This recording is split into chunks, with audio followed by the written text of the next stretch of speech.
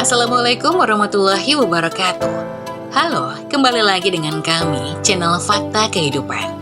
Sebelum kita mulai membahas sebuah cerita, izinkan saya untuk menyapa kalian semua.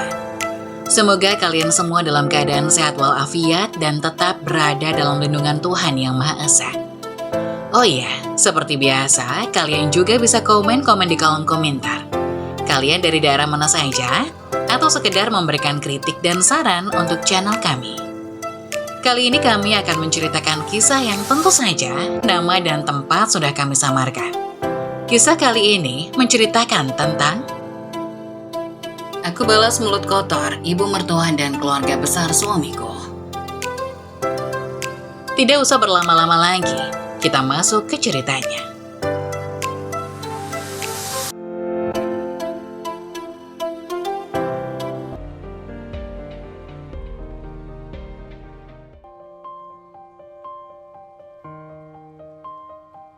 Aku balas mulut kotor ibu mertua dan keluarga besar suamiku. Mas, kira-kira kapan Mas bisa pulang? Soalnya uang buat kebutuhan rumah sudah habis, Mas. Tanyaku dengan suara pelan mencoba menahan rasa cemas. Iya dek, Mas ini kebetulan lagi lembur terus. Mudah-mudahan minggu depan Mas bisa pulang. Jawab Mas Yusuf, nadanya terasa berat, seolah beban di pundaknya tak pernah surut. Aku menghela nafas panjang. Ya udah Mas, soalnya jujur, Ade udah bingung mau pinjam uang ke siapa lagi. Iya dek, Mas janji segera pulang, katanya pelan. Ya sudah Mas, hati-hati ya kerjanya, kataku sambil menutup telepon. Hari itu aku terduduk di sudut dapur, memandang sisa-sisa beras yang tinggal segenggam. Perutku terasa kosong, tapi aku lebih khawatir dengan anak-anakku yang akan segera terbangun dan meminta makan. Uang belanja sudah habis sejak 3 hari lalu, dan hutang di warung sudah menumpuk. Aku tak tahu harus bagaimana lagi. Di rumah, aku bukan hanya ibu tapi juga ayah ketika Mas Yusuf suamiku bekerja jauh di luar kota sebagai kuli bangunan. Aku memang tak pernah suka menambah beban Mas Yusuf dengan keluhanku. Dia sudah berjuang keras di sana, tapi kenyataan di rumah tak bisa aku tutupi. Setiap hari adalah perjuangan, anak-anak yang butuh makan, biaya sekolah, dan kebutuhan rumah tangga terus menumpuk. Sementara penghasilan Mas Yusuf yang tak menentu membuat kami seringkali kekurangan. Sejenak aku teringat masa-masa awal pernikahan kami. Kala itu hidup memang tak mudah, tapi cinta di antara kami begitu kuat. Oh iya, namaku Lia, seorang gadis desa yang menikah dengan Mas Yusuf atas dasar cinta yang tulus. Kami yakin dengan saling mendukung, kami bisa menghadapi segala kesulitan. Namun seiring berjalannya waktu, hidup tak pernah memberikan kemudahan seperti yang kami harapkan. Mas Yusuf yang awalnya bekerja sebagai buruh serabutan, akhirnya mendapat pekerjaan sebagai kuli bangunan. Penghasilannya yang sedikit memaksanya merantau keluar kota, dan aku yang harus mengurus rumah dan anak-anak. Jarak antara mereka sangat berdekatan, 5 diantaranya lahir dalam waktu yang berdekatan, sementara si bungsu lahir sebagai sepasang kembar. Anak pertama kami, Nasya, sudah berusia 15 tahun dan sekarang bersekolah di kelas 1 SMA. Ia adalah tulang punggungku di rumah ketika aku harus bekerja sebagai buruh cuci di rumah-rumah tetangga. Aku tahu, aku tak bisa terus-terusan bergantung pada Mas Yusuf dengan penghasilan yang sangat sedikit. Aku harus mencari cara untuk membantu keuangan keluarga. Seringkali, aku menitipkan anak-anak yang lebih kecil pada Naisha yang meskipun usianya masih muda, harus memikul tanggung jawab besar. Maaf ya nak, kamu harus bantu ibu lebih banyak dari yang seharusnya. Aku sering membisikkan kata-kata itu pada Naisha, setiap kali dia tampak lelah menjaga adik-adiknya. Setiap pagi, sebelum pergi mencuci di rumah tetangga, aku akan menyiapkan makanan seadanya. Jika ada sedikit uang, aku akan membeli tahu atau tempe goreng untuk digoreng. Tapi seringkali yang tersaji di meja hanyalah nasi dengan garam atau sambal sederhana. Anak-anak mungkin belum sepenuhnya mengerti, tapi mereka mulai terbiasa dengan kekurangan ini. Aku selalu berusaha tegar di depan mereka. Meskipun di dalam hatiku, aku seringkali menangis. Namun bukan kekurangan materi yang paling membuatku tersiksa. Yang paling menyakitkan adalah hinaan dan celaan dari ibu mertua, Bu Imah, dan keluarga besar suamiku yang tinggal tak jauh dari rumahku yang kecil. Setiap kali aku berkunjung ke rumah mertua, selalu saja ada kata-kata kasar yang terlontar. Mereka menganggapku sebagai penyebab keterpurukan Mas Yusuf. Menurut mereka, aku tak lebih dari seorang perempuan miskin yang hanya bisa melahirkan anak-anak tanpa bisa memberikan hidup yang layak. Cuma tahu cara bikin anak, tapi nggak bisa ngurus. Lihat tuh, hidupmu makin susah aja. Yusuf sampai kerja banting tulang di luar kota. Kamu di sini enak-enakan di rumah. Cibir ibu mertua suatu kali ketika aku datang mengantar cucu-cucunya untuk berkunjung ke rumah. Kata-kata itu tajam menusuk hingga ke tulang. Aku hanya bisa menunduk, menahan air mata yang hampir tumpah. Aku ingin membela diri, ingin berteriak bahwa aku sudah berusaha sebaik mungkin. Aku bukan hanya duduk diam di rumah, aku bekerja, berjuang untuk anak-anak kami. Tapi di depan ibu mertua, semua itu terasa sia-sia. Dalam pandangannya, aku tetaplah wanita yang tak berguna. Hinaan tak berhenti hanya dari ibu mertua. Keluarga besar suamiku juga memandang rendah diriku. Mereka kerap kali membandingkan hidup kami dengan kehidupan mereka yang lebih mapan. Mereka tak pernah paham bagaimana rasanya berjuang dari bawah. Mereka tak tahu bagaimana setiap hari adalah pertarungan untuk bertahan hidup. Bagi mereka, aku adalah istri yang gagal, seorang ibu yang tak bisa memberikan kehidupan yang layak bagi anak-anaknya. Malam-malamku sering dihabiskan dengan memikirkan nasib kami. Di saat anak-anak tertidur, aku termenung sendirian, merenungi perjalanan hidup yang penuh liku ini. Aku mencintai Mas Yusuf, dan aku tahu dia juga mencintai kami. Tapi kadang-kadang aku bertanya pada diriku sendiri, sampai kapan aku bisa bertahan? Di tengah tekanan dari keluarga dan kebutuhan yang terus meningkat, aku merasa semakin terpuruk. Namun aku tahu di balik semua kesulitan ini ada harapan. Aku hanya perlu bertahan sedikit lebih lama, karena di balik setiap derita pasti ada kebahagiaan yang menunggu di ujung jalan. Aku hanya berharap cinta yang kami miliki bisa menjadi kekuatan untuk menghadapi segala tantangan hidup ini. Kala itu, adzan subuh berkumandang. Ketika aku sudah terbangun, tubuhku terasa lelah. Tapi aku tahu, tak ada waktunya untuk beristirahat. Segera aku ambil air wudhu dan melaksanakan kewajibanku untuk sholat. Kulihat anak-anak yang masih tertidur terdengar begitu tenang dari kamar sebelah. Dalam keheningan pagi, aku mulai rutinitasku seperti biasa. Memasak nasi dari sisa beras yang tinggal sedikit, membersihkan rumah yang selalu dipenuhi hiruk-pikuk 6 anak kecil, dan merawat mereka dengan penuh cinta. Di sela aktivitasku, aku memandangi Naisha, anak sulungku yang masih terlelap di sisi adik-adiknya. Tubuhnya yang kecil tak sebanding dengan beban yang harus dia tanggung. Di usia yang baru 15 tahun, setiap hari dia membantu menjaga 5 adiknya yang masih kecil-kecil. Dan itu bukanlah tugas yang mudah, namun aku tahu Naisha tak pernah mengeluh. Dia menyayangi adik-adiknya dengan tulus, dan itu memberikan sedikit rasa lega di hatiku. Sejenak, aku duduk di sampingnya, mengelus rambutnya yang mulai tumbuh panjang. Aku tersenyum, meski air mata perlahan menggenang di sudut mataku. Sebagai seorang ibu, aku tahu betapa pentingnya pengorbananku untuk mereka. Setiap keringat yang keluar dari tubuhku adalah bukti cinta yang tak bisa diukur dengan apapun. Anak-anak ini adalah cahayaku, semangatku, aku harus kuat untuk mereka. Seolah ingin meyakinkan diriku sendiri. Mereka adalah alasan aku masih mampu bertahan, meski hidupku begitu keras. Terkadang rasa putus asa datang menyergapku tanpa ampun, tapi melihat wajah polos mereka yang tertidur, semua rasa lelah dan beban terasa sirna. Ada kekuatan besar yang muncul dari dalam diriku. Kekuatan yang membuatku mampu melangkah lagi dan lagi. Meski tak jarang aku juga merasa kelelahan, baik secara fisik maupun mental. Namun, aku tak pernah bisa menyerah. Setiap kali aku merasa tak sanggup, aku teringat pada mereka. Nasya yang meski masih muda, sudah begitu pengertian. Kemudian ada Rafka dan Rafiq, anak kembar yang penuh semangat tapi juga seringkali membuat rumah jadi berantakan. Mereka semua adalah alasanku untuk tetap berjuang. Kebahagiaan mereka adalah setiap kali ayahnya pulang. Meski membawa sedikit uang, kebersamaan dengan ayahnya membuat mereka bahagia. Meski uang yang suamiku dapatkan langsung habis hanya untuk kebutuhan dasar kami. Tak jarang aku harus memutar otak bagaimana caranya agar uang yang sedikit itu bisa mencukupi semua kebutuhan anak-anak. Kadang aku terpaksa harus menahan lapar agar bisa memberikan makanan yang lebih banyak untuk anak-anak. Aku tahu suamiku sudah berusaha sebaik mungkin. Dia juga sama sepertiku, berjuang untuk keluarga kecil kami. Setiap kali pulang, meskipun wajahnya terlihat lelah, aku bisa merasakan cintanya yang tulus untuk anak kami. Ketika dia menggenggam tanganku dengan erat dan berkata, "Maaf deh, uangnya hanya segini. Tapi mas janji, nanti mas akan cari tambahan biar kita nggak kekurangan lagi." Aku tahu betapa besar pengorbanannya.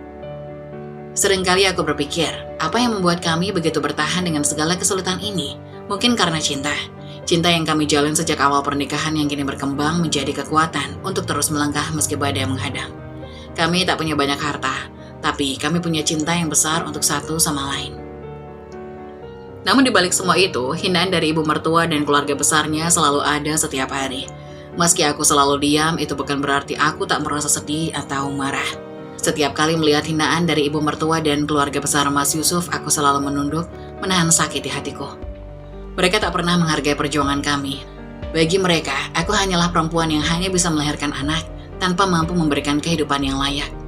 Kamu itu cuma tahu cara bikin anak, tapi nggak bisa ngurus. Lihat, hidup kalian makin susah aja, kata ibu mertua suatu hari dengan nada tajam yang masih terngiang di telingaku. Mereka tak pernah tahu betapa kerasnya aku bekerja, betapa aku berjuang siang dan malam demi memberikan yang terbaik untuk anak-anak kami. Hinaan itu menjadi cambuk yang menyakitkan, tapi aku tak punya pilihan selain menahannya. Bagaimanapun aku tak bisa membalas mereka, karena aku tak ingin menambah beban Mas Yusuf. Mas Yusuf selalu memintaku bersabar. Dek, jangan dipikirin omongan orang, kita ini sedang berjuang. Dan yang penting kita lakukan yang terbaik buat anak-anak. Gak ada yang bisa mengerti perjuangan kita, kecuali kita sendiri. Aku tahu dia benar, di balik segala kesulitan ini, aku tak pernah berhenti mencintai anak-anakku.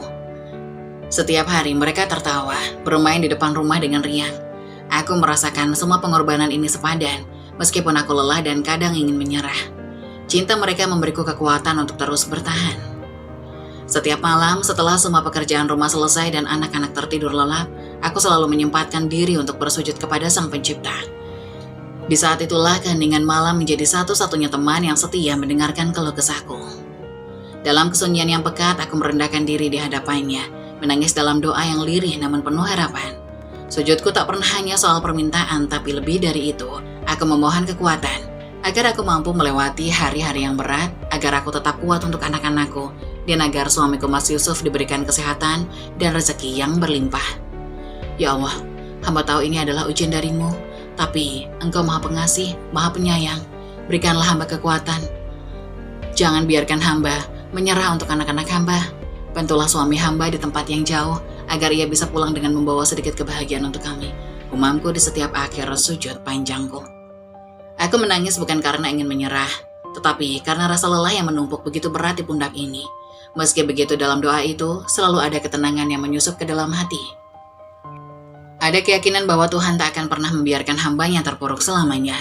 Setiap kali aku bangun dari sujud, hatiku terasa lebih ringan, seolah beban yang kupikul sedikit demi sedikit terangkat. Aku selalu berharap esok hari akan datang dengan sedikit keajaiban. Aku tak meminta banyak, hanya sedikit kekuatan lagi untuk bertahan.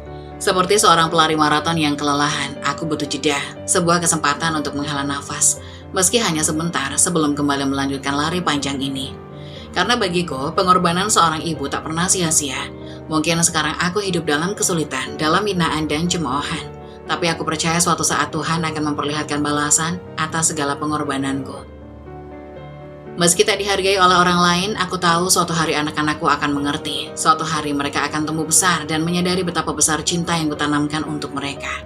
Meski saat ini hidup kami penuh kekurangan, di balik setiap tetes keringat, setiap malam tanpa tidur, dan setiap air mata yang kucurahkan dalam keheningan, ada cinta yang tak tergantikan.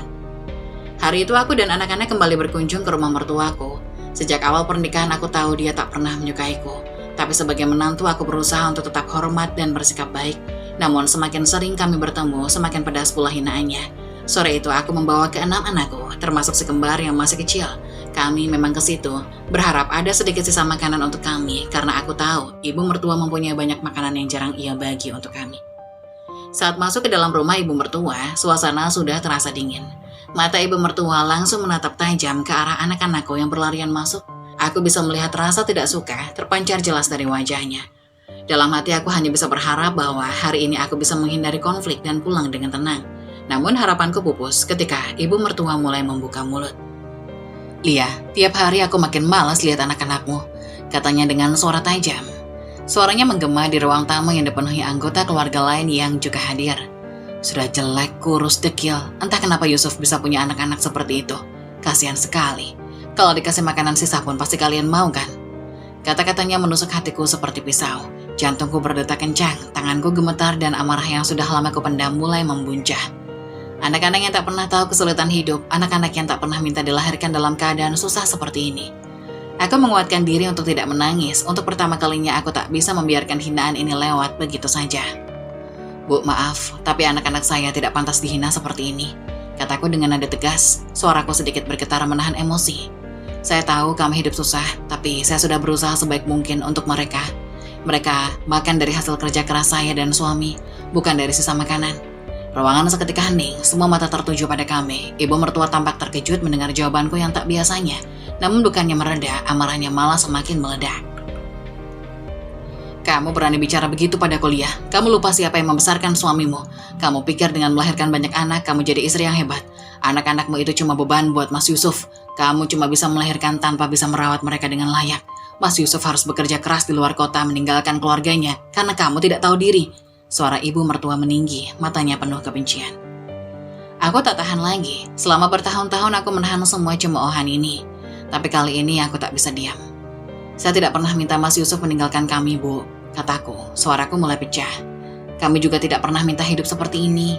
Tapi saya berusaha, saya bekerja keras. Saya mencintai anak-anak saya dan suami saya. Saya tahu Mas Yusuf bekerja keras di luar sana untuk kami. Dan saya bersyukur atas apa yang bisa kami miliki meskipun sedikit. Tapi saya tidak bisa menerima ketika anak-anak saya dihina seperti ini. Suara tangisku mulai terdengar dan aku merasa seluruh dunia seolah menekan dadaku. Aku melirik ke arah anak-anak yang memandang kami dengan tatapan bingung. Mereka mungkin tidak sepenuhnya mengerti apa yang terjadi, tapi aku tahu mereka bisa merasakan bahwa sesuatu yang tidak baik sedang terjadi. Anak-anak saya tidak pantas diperlakukan seperti ini, Bu. Mereka berhak mendapatkan cinta dari keluarga, bukan hinaan dan cemoohan. Mungkin kami miskin, tapi kami punya harga diri. Aku menambahkan, suaraku makin kencang. Keluarga besar suamiku yang sejak tadi diam mulai berbisik-bisik. Mereka mungkin tak menyangka aku bisa bicara seberani ini. Tapi aku sudah terlalu lelah menahan semua beban ini sendirian. Suara tangisku mulai terdengar. Dan aku merasa seluruh dunia seolah menekan dadaku. Aku melirik ke arah anak-anak yang memandang kami dengan tatapan bingung. Mereka mungkin tidak sepenuhnya mengerti apa yang terjadi. Tapi aku tahu mereka bisa merasakan bahwa sesuatu yang tidak baik sedang terjadi. Ibu mertua berdiri dengan wajah merah padam. Kamu memang menantu yang gak tahu diri, Lia. Kamu tidak pantas masuk keluarga ini. Teriaknya sebelum berjalan meninggalkanku begitu saja. Aku berdiri terpaku, tanganku gemetar dan air mata mengalir tanpa bisa kutahan. Aku merasa seperti orang asing di rumah ini, rumah suamiku, rumah yang seharusnya menjadi tempatku juga. Tapi kenyataannya, aku selalu diperlakukan seperti orang luar. Setelah pertengkaran itu, aku mengajak anak-anakku segera pulang. Dalam perjalanan pulang, pikiranku dipenuhi dengan campuran rasa marah, sedih, dan kecewa. Hatiku hancur melihat anakku dipandang sebelah mata oleh keluarga suamiku. Padahal mereka tak pernah meminta hidup dalam kesusahan seperti ini. Di rumah, saat aku mendudukkan diri di lantai ruang tamu yang kosong, aku menangis sendirian. Tangisan yang tak bisa aku tahan lagi. Setelah bertahun-tahun memendam segala rasa sakit, Mas Yusuf suamiku jauh di kota lain, bekerja keras tanpa mengetahui betapa sulitnya aku bertahan sendirian di sini, menghadapi penghinaan dan ketidakadilan di keluarganya. Ya Allah, apakah aku salah telah memperjuangkan mereka? Tanyaku dalam isak tangis. Tapi di tengah keputusasaan itu, aku melihat anak-anakku yang bermain di luar, tertawa tanpa beban. Seolah dunia mereka penuh kebahagiaan. Meski aku dihina, aku tak pernah berhenti mencintai mereka. Mereka adalah alasan aku masih berdiri di sini tetap kuat meski hatiku terluka berkali-kali. Untuk kalian, ibu akan bertahan. Bisikku dalam hati sambil menghapus air mata. Aku tahu, meski semua orang di dunia ini menghina dan merendahkan, cinta seorang ibu tak pernah bisa diremehkan. Di tengah semua kesulitan yang kami hadapi, sebuah kabar datang yang membangkitkan harapan sekaligus menimbulkan kekhawatiran di hatiku. Suatu malam Mas Yusuf menelpon dari kota tempatnya bekerja. Suaranya terdengar semakin berbeda. Ada campuran antara kegelisahan dan harapan yang bisa kurasakan meskipun jarak kami jauh. "Dek, ada tawaran kerja buat Mas," kata Mas Yusuf dengan nada hati-hati. Aku langsung duduk lebih tegak, merasa ada sesuatu yang penting. "Tawaran kerja? Di mana, Mas?" "Di luar negeri, Dek, sebagai tenaga kerja kasar untuk bagian welding. Gajinya lumayan besar dibandingkan yang sekarang, tapi Mas harus pergi untuk waktu yang cukup lama." Kalimat itu membuatku terdiam. Pikiranku langsung melayang ke anak-anak. 6 anak kecil, terutama si kembar yang usianya baru terlalu muda untuk dibiarkan tanpa kehadiran seorang ayah. Namun di sisi lain, tawaran ini memberikan secercah harapan baru bagi kami. Gaji yang lebih besar berarti kami mungkin bisa memperbaiki kehidupan yang selama ini penuh dengan kesulitan. "Berapa lama, Mas?" tanyaku dengan suara bergetar. "Minimal setahun, Dek," jawabnya lirih. "Tapi bisa lebih kalau proyeknya masih berjalan." Setahun. Bagaimana aku bisa melewati waktu selama itu tanpa Mas Yusuf di sisiku? Meskipun kami jarang bertemu karena pekerjaan yang selalu di luar kota, setidaknya aku tahu dia masih berada di negara yang sama. Sekarang dia akan berada ribuan kilometer jauhnya, dan aku harus mengurus semuanya sendirian. Namun di sisi lain, aku juga tahu ini adalah kesempatan yang sangat besar bagi kami. Jika Mas Yusuf bisa mendapatkan pekerjaan dengan gaji yang lebih baik, mungkin hidup kami tak akan selalu kekurangan. Anak-anak bisa makan lebih layak. Aku tak perlu terus-terusan mencari pinjaman untuk menutupi kebutuhan sehari-hari. Dan mungkin, hanya mungkin, kami bisa hidup sedikit lebih layak. Malam itu setelah anak-anak tidur, aku dan Mas Yusuf berdiskusi panjang. Telepon kami berlangsung selama berjam-jam, dengan jeda-jeda panjang di mana kami hanya terdiam, merenungkan pilihan yang ada di depan mata.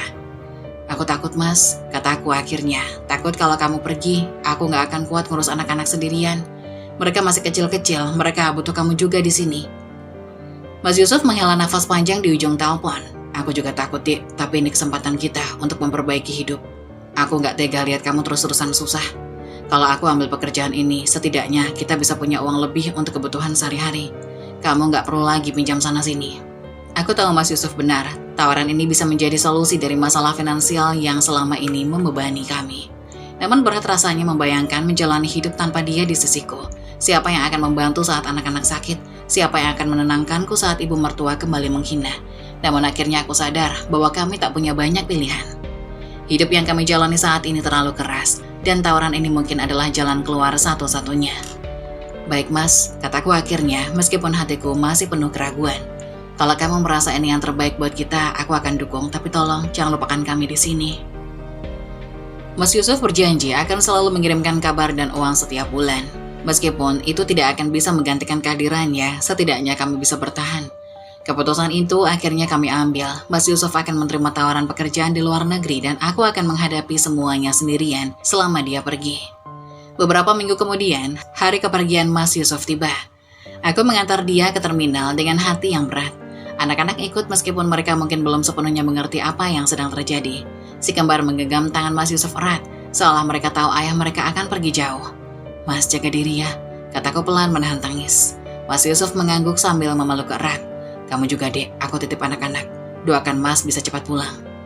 Kami berpisah di sana, di terminal yang penuh dengan orang-orang yang juga meninggalkan keluarganya demi mencari kehidupan yang lebih layak. Hati kecilku terasa seperti dirobek saat bus yang membawa Mas Yusuf perlahan menjauh, meninggalkan kami yang masih berdiri terpaku. Setelah kepergiannya, hari-hari yang kujalani terasa makin berat. Mas Yusuf memang mengirimkan uang tiap bulan, tetapi itu tak pernah cukup untuk menutup semua kebutuhan. Anak-anak tumbuh dengan cepat dan kebutuhan mereka pun semakin banyak. Aku kembali harus memutar otak mencari tambahan penghasilan. Selain itu, hinaan dari ibu mertua dan keluarga suami terus saja mengalir. Mereka menuduhku memanfaatkan Mas Yusuf seolah-olah aku yang memaksanya untuk pergi bekerja jauh. Lia, kamu itu cuma bisa ngabisin uang Yusuf. Gara-gara kamu tuh, dia sampai ke luar negeri. Ibu mertua seringkali berkata seperti itu setiap kali bertemu. Tak ada satu hari pun yang berlalu tanpa air mata. Aku merasa seolah-olah beban dunia di pundakku. Malam-malamku dihabiskan dengan berdoa, memohon kekuatan dari Tuhan untuk bisa bertahan menghadapi segala ujian ini. Namun meskipun kesulitan semakin terasa, aku tahu ini adalah pengorbanan yang harus kami jalani demi masa depan yang lebih baik. Aku hanya bisa berharap bahwa suatu hari nanti semua ini akan terbayar, dan aku serta anak-anak bisa hidup dengan lebih tenang. Setiap kali melihat anak-anakku tertawa atau belajar di rumah, aku menemukan kembali kekuatan untuk melanjutkan hidup. Mereka adalah alasan aku bangun setiap pagi dan berjuang, meskipun tanpa kehadiran Mas Yusuf di sisiku. Dan meskipun perjalanan ini berat, aku percaya bahwa kami akan bisa melewati semuanya. Setelah setahun penuh perjuangan yang terasa begitu panjang dan berat, akhirnya secercah harapan mulai tampak. Di tengah segala kelelahan dan pengorbanan, akhirnya Allah memberikan kami titik cerah yang tak pernah kusangka-sangka akan datang secepat ini. Mas Yusuf pulang kembali ke rumah. Sore itu pintu rumah terbuka dan aku melihat sosok suamiku berdiri di sana dengan senyum yang tak pernah kulihat sebelumnya. Senyum penuh kebanggaan dan kelegaan. Mas Yusuf kembali dengan membawa hasil dari kerja kerasnya dari luar negeri. Dia berhasil mengumpulkan uang yang cukup banyak, lebih dari yang kami bayangkan. Dengan hati-hati dia mengeluarkan segepok uang yang ditabung selama setahun terakhir, hasil dari kerja keras dan pengorbanannya selama jauh dari kami. Ini buat kita, Dik, aku mau kita mulai hidup baru, katanya dengan suara yang bergetar. Tak kuasa menahan emosi. Kami duduk bersamaan malam itu, berdiskusi panjang tentang masa depan yang kini terasa lebih jelas. Mas Yusuf memutuskan untuk tidak lagi bekerja jauh dari rumah. Dengan uang yang dia bawa, dia ingin membuka usaha yang sesuai dengan kemampuannya. Mas Yusuf memang sejak dulu pandai dalam hal pertukangan, dan dia memutuskan untuk membuka usaha mebel. Meskipun itu keputusan besar, aku mendukungnya sepenuh hati. Kami berdua tahu ini adalah kesempatan kami untuk merubah nasib. Bersama-sama kami mulai merancang usaha kecil itu dari rumah. Mas Yusuf membuat berbagai macam furniture mulai dari kursi, meja, hingga lemari. Semuanya dikerjakan dengan penuh kerja keras. Dalam waktu 6 bulan, usaha mebel Mas Yusuf berkembang pesat. Pesanan mulai berdatangan tidak hanya dari tetangga sekitar, tetapi juga dari luar kota. Nama Mas Yusuf mulai dikenal karena kualitas karyanya yang apik dan harga yang terjangkau. Kami bahkan harus mempekerjakan beberapa orang untuk membantu memenuhi permintaan yang semakin meningkat. Siapa yang menyangka, usaha kecil itu bisa membawa begitu banyak perubahan dalam hidup kami. Sementara itu, ada kabar lain yang membuat hatiku semakin lega. Nasya, putri sulung kami yang baru saja lulus SMA, mendapatkan beasiswa kuliah di luar negeri. Ini semua berkat kecerdasan dan ketekunannya. Selama bertahun-tahun, Nasya sering mengikuti olimpiade dan lomba akademik mewakili sekolahnya, dan berkali-kali membawa pulang gelar juara. Jerih payahnya akhirnya terbayar, beasiswa itu mencakup semua biaya kuliah, bahkan memberikan uang pendidikan tambahan serta hadiah untuk kebutuhan rumah tangga kami. Betapa bangganya aku melihat Nasya yang dulu lahir di tengah segala keterbatasan kini berhasil menggapai mimpi-mimpinya. Hidup kami perlahan membaik, rumah kecil kami yang dulu sering kekurangan kini dipenuhi dengan tawa dan kebahagiaan. Anak-anak bisa makan dengan layak dan tidak ada lagi rasa khawatir tentang bagaimana kami akan memenuhi kebutuhan esok hari. Masa-masa kelam penuh dengan air mata kini mulai terasa seperti kenangan yang jauh, dan aku bisa merasakan beban yang selama ini menghimpit dadaku perlahan-lahan menghilang. Yang paling mengejutkan adalah perubahan sikap dari mertua dan keluarga besar Mas Yusuf. Mereka yang dulu selalu memandang rendah dan menghina kami, kini datang meminta maaf. Ibu mertua yang selalu merendahkanku dan anak-anak akhirnya menyadari bahwa kami bukanlah beban seperti yang dulu ia pikirkan. "Lia, maafkan ibu salah menilai kamu selama ini," kata ibu mertua suatu hari nanti saat dia berkunjung ke rumah kami. Air matanya mengalir deras penuh dengan penyesalan. Aku tersenyum lembut meskipun luka-luka lama masih tersisa. "Gak apa-apa bu, semua ini sudah berlalu, yang penting sekarang kita bisa hidup lebih baik." Ibu mertua pun memeluk erat, sesuatu yang dulu tak pernah ia lakukan. Keluarga besar Mas Yusuf pun mengikuti jejaknya, meminta maaf dan mengakui bahwa mereka salah telah meremehkan kami selama ini. Mereka melihat bagaimana kami berjuang, bagaimana Mas Yusuf pulang dengan keberhasilan, dan bagaimana anak-anak kami tumbuh menjadi generasi yang lebih baik. Aku tidak pernah menyimpan dendam, karena di balik segala hinaan dan rintangan yang pernah kami hadapi, aku tahu itu adalah bagian dari perjalanan hidup yang harus kami lewati. Tanpa kesulitan itu, mungkin kami tak akan pernah bisa merasakan manisnya kemenangan ini. Kini hidup kami telah berubah. Mas Yusuf dengan usaha mebelnya yang semakin sukses, Nasya yang akan segera melanjutkan studinya di luar negeri, dan anak-anak yang tumbuh dengan penuh cinta. Aku tak lagi merasa sendirian dalam menghadapi hidup ini, karena kami telah berhasil melewati badai bersama-sama. Aku tahu, di masa depan akan ada lebih banyak tantangan yang harus kami hadapi. Tapi aku juga tahu, selama kami bersama tidak ada yang bisa kami lewati. Hidup kami mungkin dimulai dari titik terendah, tetapi kami berhasil bangkit. Ini bukan hanya tentang keberhasilan ekonomi atau materi, tapi tentang kekuatan cinta dan keteguhan hati dalam menghadapi hidup. Dan itu adalah hal yang tak ternilai.